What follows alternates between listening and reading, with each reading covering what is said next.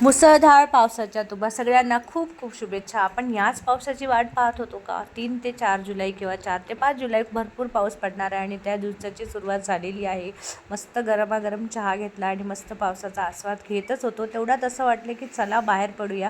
मी एकटी निघाली, त्यानंतर एक एक करून सगळ्या मैत्रिणी गोळा झाल्या आणि आम्ही काय धमाल मस्ती केली. बालपण जगलो असं वाटलं आज तर. डॉजबॉल म्हणू नका, फुटबॉल म्हणू नका, क्रिकेट म्हणू नका, पकडापकडी, साखळी हे सगळे गेम खेळलेलं आहे.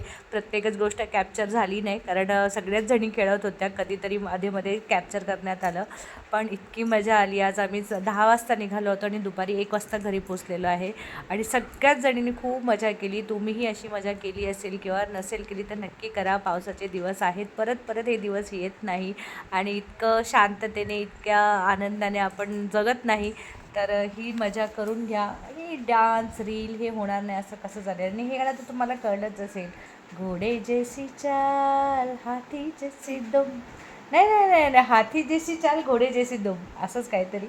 तर मग डॉजबॉलसुद्धा खेळण्याचं मन झालेलं होतं. चला तो पण ट्राय केला. साखळी खेळलो, भरपूर गेम खेळलो.